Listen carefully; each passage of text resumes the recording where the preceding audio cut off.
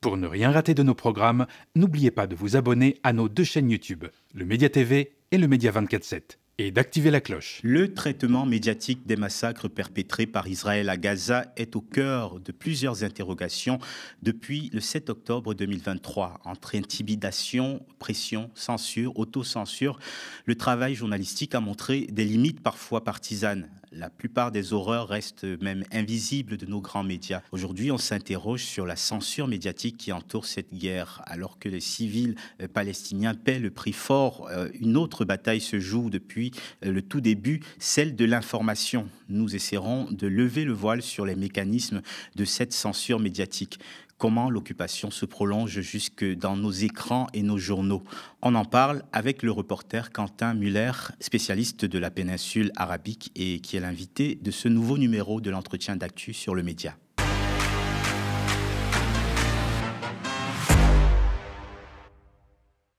Bonjour Quentin Muller. Bonjour. Vous êtes journaliste, je le disais, anciennement reporter et rédacteur en chef adjoint au service international du magazine Marianne. Mardi dernier, le 15 avril, vous avez publié un communiqué sur votre compte X pour annoncer votre départ de Marianne. On comprend entre les lignes de ce communiqué qu'il y a eu des divergences de vision entre la direction, la nouvelle direction, si on peut le dire ainsi, et vous. Alors, des divergences, je parlerai pas de divergences de point de vue ou de conviction. Moi, je pense que c'est plus une divergence journalistique, purement journalistique. Comment on appréhende la couverture d'un conflit, d'une guerre, et comment on la documente. Voilà, moi, il m'a été dit, un cadre a été fixé assez vite quand j'ai eu cet entretien avec la nouvelle direction.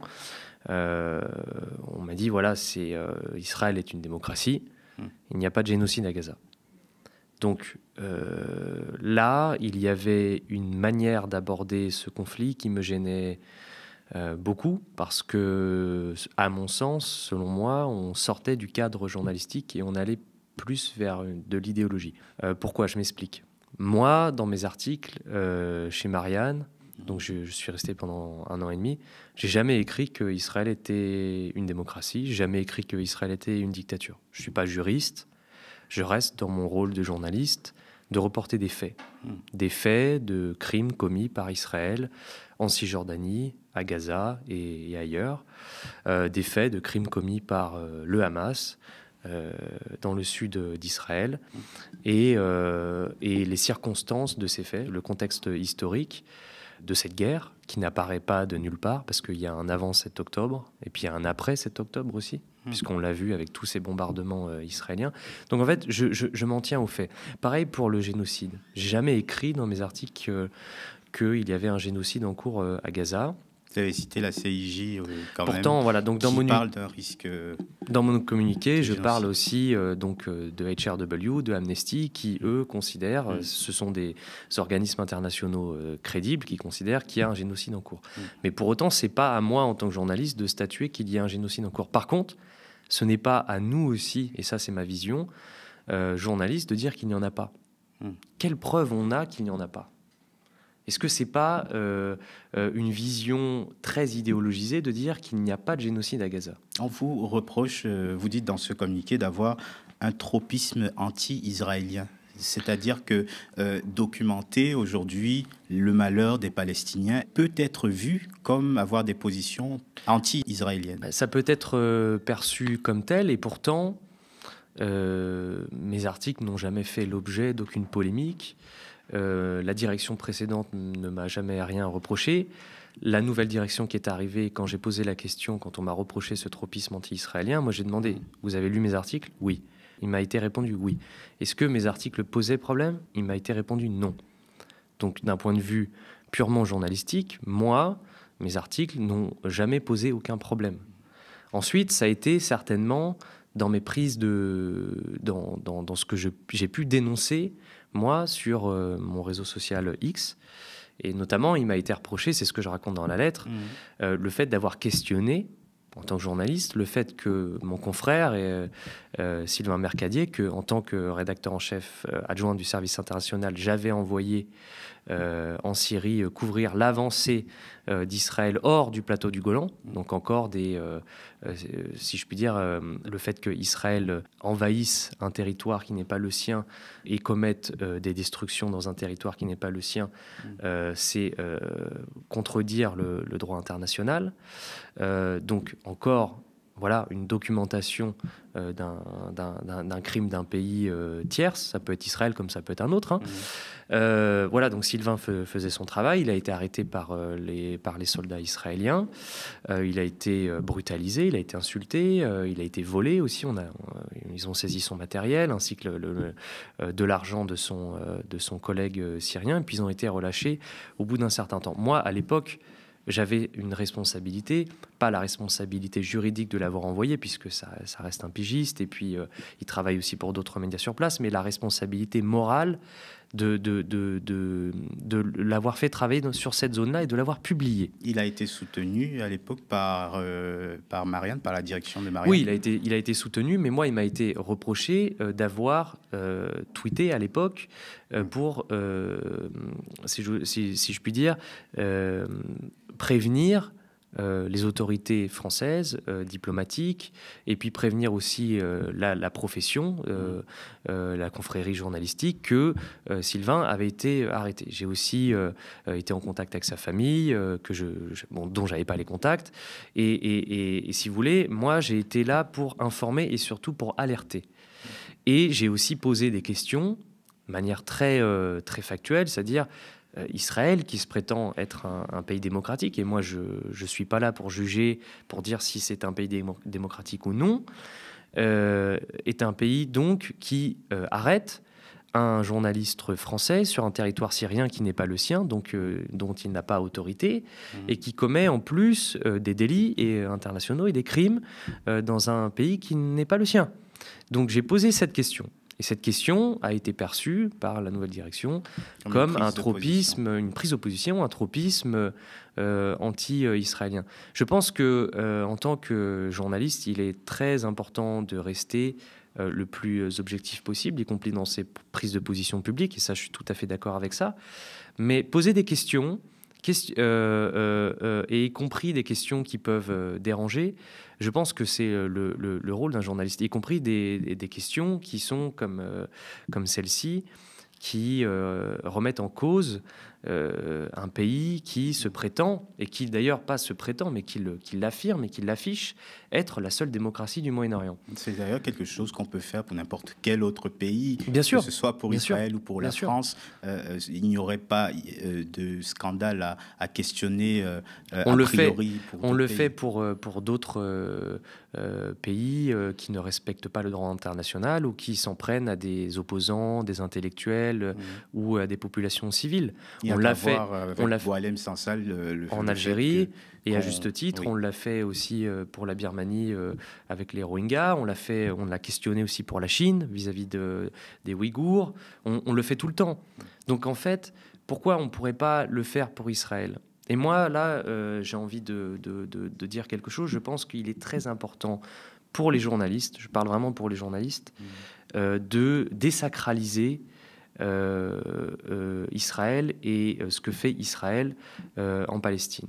Désacraliser des deux côtés. C'est-à-dire qu'à la fois, il ne faut plus dire, il ne faut plus penser que Israël est un État juif, parce qu'on ne dit pas, par exemple, de l'Arabie Saoudite que c'est un État musulman, ou que, je ne sais pas, le Chili est un État catholique. Donc il faut arrêter de penser comme ça et voir Israël comme un pays comme un autre. Voilà, un pays comme un autre, vraiment. Et pareil, voir le Hamas comme un mouvement, pas forcément islamiste, mais un mouvement qui est là, qui s'oppose, en fait, tout comme le Fatah auparavant, tout comme le djihad islamique, qui s'oppose à une oppression de la part d'Israël. Et essayer de décorréler ce conflit de la religion. Voilà, c'est plus les musulmans contre les juifs, mais c'est un État oppresseur qui s'en prend à une minorité qui a été chassée, les Palestiniens après la Nakba en 48 et même avant, un peu avant 48, et une population qui, en réponse, s'organise pour répondre de manière violente, criminelle, comme l'a fait le Hamas le 7 octobre, ou de manière plus pacifique. Alors, je parlais de censure, mais on peut aussi parler d'autocensure. Est-ce que ce qui brouille un peu les pistes, c'est que il reste cette épée de Damoclès de l'antisémitisme qui veut que critiquer Israël pourrait être perçu même par des journalistes comme un acte qui viserait les Juifs ou la communauté juive. C'est pour ça que je trouve que c'est très important que nous, en tant que journalistes, on doit ne plus avoir peur de parler d'Israël parce que il faut arrêter d'associer Israël à un État juif. C'est un État comme un autre qui doit être traité comme un autre. Voilà. Évidemment, la circonstance de la création d'Israël, c'est la Shoah. Et ça doit être commémoré tout le temps en Europe, notamment puisque l'Europe est responsable, et d'ailleurs pas le Moyen-Orient. Ça doit continuer de faire l'objet de travail historique. Ça, c'est très important. Mais en tant que journaliste, on ne doit pas avoir peur de critiquer Israël parce qu'il y a cette histoire sous-jacente. Et donc, critiquer Israël, c'est s'absoudre en fait de critiquer, si vous voulez, un État juif. Non, on critique l'État d'Israël. On ne critique pas la religion juive, on ne critique pas un juif ou des juifs, on critique des hommes et des femmes. On critique des prises de position d'un pays qui a une politique impérialiste et colonialiste et oppressive. Voilà. On ne critique pas le judaïsme et la judaïté, etc. Et ça, les journalistes doivent ne plus avoir peur quand ils couvrent ce que fait Israël à l'international ou même d'un point de vue domestique. On ne doit plus penser Israël comme un État juif, mais comme un État comme un autre. Voilà, comme on le fait, on l'a dit, pour d'autres pays, et on ne ramène pas ces autres pays à leur religion d'État, parce que certains pays ont des religions d'État. L'Arabie Saoudite est une théocratie musulmane, puisqu'ils ont la Mecque, qui est le premier lieu de pèlerinage. Enfin voilà, ne pas ramener cet État à sa judaïté, mais ramener cet État et le traiter de manière, si je puis dire, non religieuse. Voilà. Alors, et pourtant, il y a eu comme un rouleau compresseur au lendemain du 7 octobre, après le début de l'opération militaire israélienne. Il y a eu les médias, et aussi chez les médias, et aussi chez les politiques d'ailleurs, une espèce de redondance sémantique. Il ne se passait pas une journée sans qu'on entende Israël a le droit de se défendre. On sait aujourd'hui, au fil des enquêtes et de nombreuses investigations, que ces termes étaient utilisés à dessein et pour soit sous-estimer la souffrance des Palestiniens ou justifier la brutalité des massacres israéliens. Est-ce qu'on se retrouve pris en collusion entre les éléments de langage qui peuvent être ceux de la propagande israélienne et le discours médiatique? Mais je pense qu'il y a un mélange, il y a une peur après le 7 octobre, et légitime, de beaucoup de médias, et y compris de directeurs de rédaction, qui ont eu l'impression que si jamais on allait pour les bombardements qui ont suivi le 7 octobre et les Israéliens dans la bande de Gaza, si jamais on allait employer le mot massacre, par exemple, pour définir un bombardement qui aurait fait plusieurs dizaines de civils tués chez les Palestiniens, eh bien, ça allait mettre en perspective les massacres commis par le Hamas. Et forcément, cette comparaison, selon beaucoup de directeurs des rédactions, eh bien cette comparaison ne tenait pas selon eux. D'ailleurs, c'est ce qu'avait expliqué Caroline Forest sur BFM TV, ou sur LCI, je sais plus, mais elle avait dit on peut pas comparer une balle qui est tirée par un terroriste avec une bombe qui tombe sur une cible et qui tue en fait des civils. Donc c'est que cette comparaison qui était très malheureuse et très mauvaise, et même très choquante de la part de Caroline Fourest. Elle a été partagée, je pense, par beaucoup de journalistes qui avaient des postes à responsabilité et qui avaient peur, en fait, qu'on les accuse de mettre sur le même pied d'égalité le Hamas et Tsahal. Or, on a vu qu'après le 7 octobre, parce qu'on parle beaucoup du 7 octobre, mais il y a un après 7 octobre. Il y a déjà, dès le 7 octobre, il y a une réponse israélienne qui deviendra une vengeance, un désir de vengeance. Puisqu'on voit aujourd'hui la bande de Gaza est totalement rasée, tout est détruit.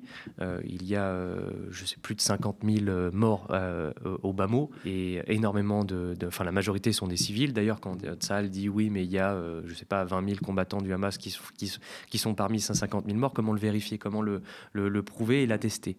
Donc ça, on ne le sait pas non plus. Et donc, ce que je veux dire, c'est que pour les morts palestiniens, il n'y a pas eu les mêmes mots qui ont été employés. The Intercept avait fait une très bonne enquête sémantique dans les journaux américains et qui montrait que les mots massacre, anéantissement, assassinat n'étaient pas employés pour les Palestiniens. Les Palestiniens étaient morts, mais par une malheureuse contingence. On ne sait pas pourquoi, par qui. Par contre, pour le 7 octobre, ces mots avaient été volontairement employés, et à juste titre, évidemment. Donc ce deux poids, deux mesures est né de cette peur. Je pense beaucoup de journalistes ont eu peur qu'on se dise que par leurs écrits, on allait comprendre que le Hamas et Tsahal, on allait les mettre sur le même pied d'égalité, au même niveau. Donc cette crainte-là, évidemment, il y a en sous-jacent, il y a aussi l'accusation d'antisémitisme qui est derrière, ou de collusion, ou avec le Hamas, avec... voilà, il y a ça derrière qui suinte à chaque fois, et donc il y a eu une peur, je pense, pendant longtemps de la part de beaucoup de médias et dont les rédacteurs en chef n'ont pas forcément une idéologie fermée et obtus. Je pense que majoritairement, il y a eu cette peur. Ensuite, il y a des journaux, des plateaux, des chaînes de télévision, des radios, où on sait qu'il y a une ligne éditoriale qui est clairement affichée pro-israélienne. Bon, ça... En parlant justement de ces médias qui ont pu se mêler au bruit médiatique en faveur d'Israël, on a vu des séquences assez terribles pour les médias ici en France, comme cette interview de l'eurodéputée Rima Hassan sur BFM TV. Je veux simplement dénoncer le fait que vous avez été félicité par Olivier Rafovix, qui est un porte-parole de l'armée israélienne, une armée génocidaire, de votre ligne éditoriale. Et c'est très très important pour moi de dénoncer ça à l'occasion de cette interview, parce que ça dit beaucoup de la ligne éditoriale qu'est la vôtre sur le sujet. Et j'espère que vous vous rendez compte quand même que vous aurez tôt ou tard des comptes à rendre en tant que média. Je réponds maintenant à votre question. Attendez, Rima Hassan. Attendez, vous pouvez pas. Attendez, Rima Hassan. Vous pouvez pas. Rima Hassan, pardon. Vous pouvez pas commencer par nous attaquer. On vous invite. Mais poliment, ça a été retranscrit sur votre chaîne. Et vous mettez en doute la ligne éditoriale de BFM TV. Je suis libre de mes propos. Je suis libre aussi de dire que vous êtes média est félicité inacceptable. par un porte-parole de l'armée, d'une armée, c'est inédit. Il n'y a pas de médias qui sont félicités par un porte-parole d'une armée qui, par ailleurs, est pointé du doigt par toute la communauté internationale. Admettez que c'est inédit. Vous mettez en cause le travail d'une rédaction. C'est inacceptable. Parenthèse fermée. Moi, je fais que relater des faits qui sont relayés sur votre chaîne. Vous avez un porte-parole d'une armée génocidaire qui vous félicite du traitement du sujet. Interview à mettre en parallèle avec celle d'Olivier Rafovitz, donc le porte-parole de l'armée israélienne, qui peut dérouler tranquillement son discours. Est-ce qu'on est à quelques jours, quelques semaines d'une offensive, d'une invasion comme ce que l'on a pu connaître en 2006 ?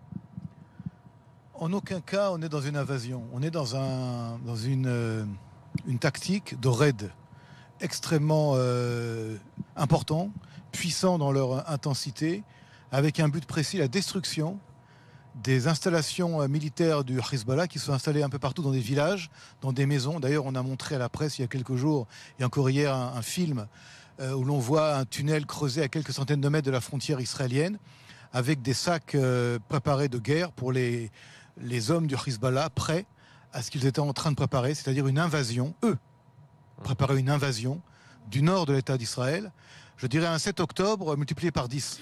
Quentin Müller. Oui, alors pour Rafovitch de l'armée israélienne, moi pour avoir couvert différents conflits au Moyen-Orient notamment, à chaque fois, il faut essayer d'avoir, si on veut en tout cas citer l'une des parties prenantes de ce conflit, il faut essayer d'avoir les deux. Mais est-ce qu'on peut imaginer qu'à la télé française, on interviewe un cadre du Hamas ? Alors bon, c'est difficile d'un point de vue technique d'obtenir une interview d'un cadre du Hamas, mais pourquoi avoir seulement l'écho d'un seul belligérant dans ce conflit, qui est l'armée israélienne, et pourquoi ne pas avoir en face un membre du Hamas. Après, pour tout ce qui est chiffres, on fait davantage confiance en l'armée israélienne qu'au ministère de la Santé, qu'on renvoie toujours au ministère de la Santé du Hamas. Dont les chiffres sont repris par l'ONU, et parfois qui sont des chiffres très sous-estimés, tu le disais. Moi, je suis toujours mal à l'aise, que ce soit en presse écrite ou en télé ou en radio, d'interviewer et de donner pour argent comptant ce que dit l'un des belligérants, que ce soit un cadre de l'armée israélienne ou un cadre du Hamas, parce que ce sont deux parties qui se font la guerre, et il est difficile de prêter une certaine vérité à leurs propos, puisque de toute façon, leurs propos sont totalement biaisés des deux côtés. Et le signal est d'autant plus grave quand le protagoniste en question vous félicite votre chaîne de sa couverture du conflit. Oui, donc vous imaginez qu'un cadre du Hamas qui féliciterait le Média TV de sa couverture du conflit, ça créerait un malaise, un malaise énorme en France. Et pareil, et à juste titre, si on reprenait des propos de la propagande du Hamas et on en ferait une vérité, ou alors à minima une information, ça prêterait à scandale, et à juste titre. Donc, par exemple, dans un conflit qui opposerait les forces de soutien rapide à l'armée nationale au Soudan, si en France on prenait seulement l'un des deux partis pour argent comptant dans cette guerre, il y aurait une inégalité, un déséquilibre dans votre article ou dans votre couverture du conflit au Soudan. Ça serait vu et ça se verrait. Or, ça se voit moins pour la guerre que mène Israël à Gaza, parce que tout de suite on a considéré que la partie en face était terroriste. Donc le mot terroriste annihilait toute potentialité d'écoute de ce mouvement-là. Et d'ailleurs, il y a fréquemment on a parlé du mot génocide, on a parlé du mot terroriste, on peut parler aussi du mot de résistance. Il y a souvent ce débat autour de la sémantique pour qualifier le Hamas. Et donc, il y a toujours aussi cette peur d'associer soit d'être associé ou d'associer son interlocuteur en quelqu'un qui serait en collusion avec le Hamas, ou qui serait sympathisant du Hamas. Alors, les rares journalistes qui ont pu faire ce genre d'interview d'Olivier Rafovitch en y apportant la moindre contradiction ont malheureusement été écartés. C'est le cas de Mohamed Kassi, le présentateur de TV5 Monde, mis à l'écart après une interview dont il avait apporté la contradiction. On regarde un extrait. Un hôpital doit-il être utilisé comme base militaire? La réponse est non, évidemment. Évidemment que non. Il n'y a aucune stratégie militaire qui fait que vous puissiez faire sortir, par exemple, si ces combattants s'y trouvent avant d'entrer dans l'hôpital. C'est impossible. Écoutez, vous connaissez le Hamas, vous avez vu ce qu'ils ont fait. Ils ont massacré des enfants, éventré des femmes, brûlé des gens, brûlé des maisons. Vous croyez quoi? Qu'ils se comportent selon le droit international?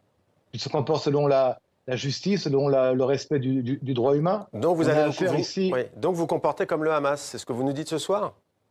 Là, vous comportez maintenant non pas comme un journaliste, mais comme quelqu'un qui prend une position politique. Olivier Ravel, vous venez de dire le Hamas, comment s'est-il comporté? Je vous demande si vous calquez sur eux. Non. Monsieur, je vous demande un peu de respect, s'il vous plaît.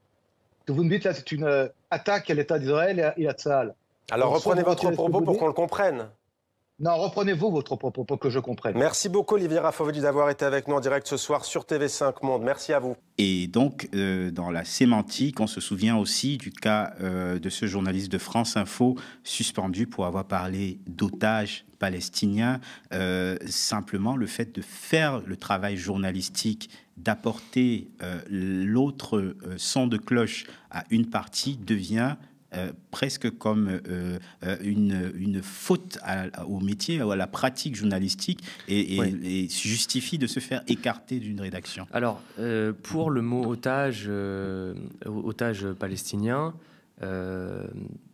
en fait, il y a des Palestiniens, il faut le dire aussi, qui ont été arrêtés par Israël pour avoir commis des crimes graves, c'est-à-dire des attentats suicides, des attaques au couteau de civils. Donc là, on ne peut pas parler d'otages. Pour avoir organisé des attentats suicides. Organiser des attentats suicides, évidemment. On ne peut pas parler d'otages. Évidemment, ce sont des prisonniers palestiniens. Par contre, il y avait aussi, et on l'a vu dans les échanges de prisonniers entre le Hamas et Israël, il y avait parmi ces prisonniers des femmes qui n'avaient pas d'action violente. Il y avait aussi des mineurs qui jetaient des pierres sur les soldats israéliens en Cisjordanie quand ces soldats-là cassaient par exemple leur maison ou soutenaient des colons. Donc là, on peut pas parler de prisonniers. Là, on peut parler d'otages. Clairement. Donc, ce journaliste de France Info qui a pris la décision d'écrire le mot otage pour qualifier les Palestiniens, c'était difficile aussi de lui donner raison à 100%, parce que parmi ces échanges de prisonniers, il y avait aussi des prisonniers, et il faut le dire, palestiniens. Donc la sémantique est très importante. C'est pareil quand on parle de résistance vis-à-vis pour qualifier le Hamas. Alors, c'est un groupe qui résiste à l'oppression israélienne, dans les faits, et d'ailleurs qui a le droit de résister à l'oppression israélienne après ce nettoyage ethnique qu'a représenté la Nakba en 1948. Mais nous, en France, parce qu'il y a ce mot de résistance a une longue tradition, c'est en France, est-ce qu'on considère qu'un résistant peut aller comme ça tuer des civils de manière très violente et choquante? C'est pas le mot, c'est pas la conception en France qu'on se fait du mot de résistance. Mais la résistance se fait souvent par le biais d'actions violentes. Toujours, bien sûr, et par des victimes collatérales, même si j'aime pas ce terme. Mais quand on pense, par exemple, à Manouchian et à la liste Manouchian, est-ce qu'on imagine les Manouchians traverser la frontière allemande de l'époque et massacrer des civils allemands de manière comme ça aveugle? Mais en même temps, et c'est un débat, et c'est le débat qu'il faut avoir, je pense. En même temps, le Hamas, quand il franchit les frontières israéliennes, il arrive dans le sud d'Israël, où vivent des Israéliens qui sont des civils, donc des innocents, mais qui vivent sur les ruines des villages qui ont été récupérés de manière ultra violente par les colons juifs européens après leur arrivée. Donc, et ces jeunes-là sont nés dans des camps de déplacés, de réfugiés à Gaza. Donc, je pense qu'il faut mettre tout ça en perspective, et donc on peut créer un débat, c'est-à-dire qu'on peut débattre, on peut dire voilà, le mot résistance pour qualifier le Hamas, c'est un abus, oui ou non, mais il faut qu'on puisse avoir ce débat. Et c'est pas parce que moi j'emploierais potentiellement le mot résistance pour qualifier le Hamas qu'il faut me qualifié de sympathisant pour le Hamas, d'antisémite, etc. Mais il faut que le débat soit ouvert. C'est pareil pour le mot génocide, c'est pareil pour le mot pour qualifier de démocratie Israël. Il y a des débats qui doivent être ouverts, et parce que l'histoire est riche et l'histoire est complexe. Est-ce qu'on assiste actuellement à une prise de conscience tout de même de la part du milieu journalistique? On a vu cette manifestation de journalistes pour condamner le lourd tribut payé par les journalistes dans la couverture des massacres israéliens à Gaza. On va voir quelques images d'ailleurs de cette manifestation. Est-ce qu'il n'est pas en train de se passer tout de même comme une prise de conscience, ou du moins une inflexion lié potentiellement aussi aux dernières déclarations d'Emmanuel Macron qui évoque l'éventualité de reconnaître un État palestinien. Est-ce que le positionnement politique qui s'atténue, qui arrête de parler de soutien inconditionnel, est en train d'influencer quelque part le positionnement journalistique?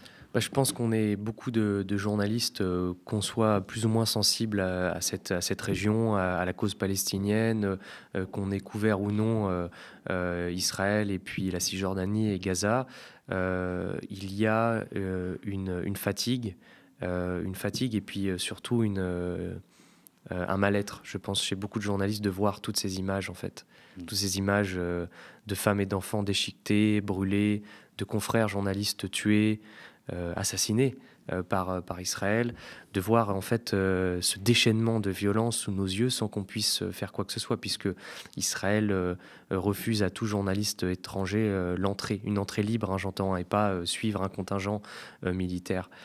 Donc il y a un ras-le-bol immense, je pense, qui est en train de monter dans les rédactions.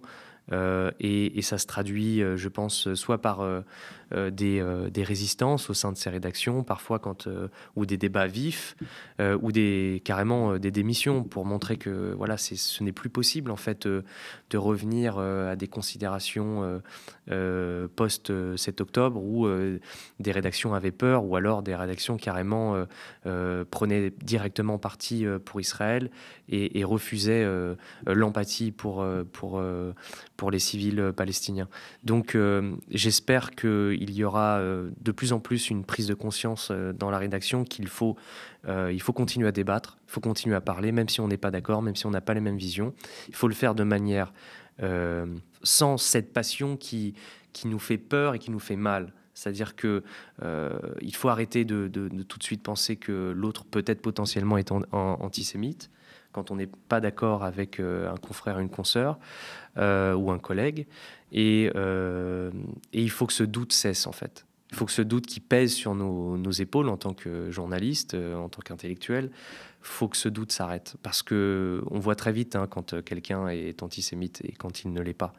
Donc ce n'est pas parce qu'on emploie certains mots et on parle de réalité sur la Palestine et sur son histoire qu'on est antisémite. Et je pense que les journalistes doivent aller au-delà de ça. Vraiment. Est-ce qu'il n'y a pas aussi à questionner le rôle de l'ARCOM, qui est souvent interpellé après des dérapages, après des propos déshumanisants qu'on peut entendre sur certaines chaînes, sur CNews, sur i24 News quand même, qui est une chaîne, on peut le dire tout à fait clairement, de propagande israélienne. Le rôle d'une institution comme l'ARCOM ne serait pas d'aller sanctionner directement ce genre de propos? Le problème aujourd'hui, c'est que il y a beaucoup trop de médias qui sont tenus par des milliardaires, qui sont des gens très influents dans la société française, et notamment qui pèsent sur une institution comme l'ARCOM.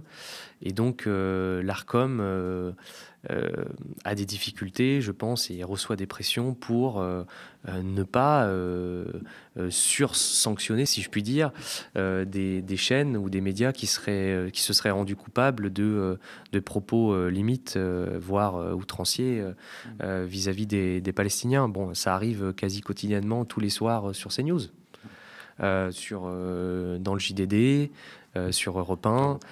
Ce sont c'est la méconnaissance, je pense, de beaucoup de ces éditorialistes d'extrême droite ou de droite, la méconnaissance, du mépris, et puis surtout une haine de l'arabe, une haine de l'islam, une association malheureuse parce qu'ils ne connaissent pas grand-chose finalement de l'islamisme français avec l'islamisme du Hamas. Ça n'a rien à voir. On met on met des œufs dans le même panier, sans savoir trop ce que c'est, puis on fait un espèce de mélange et on fait peur aux téléspectateurs français.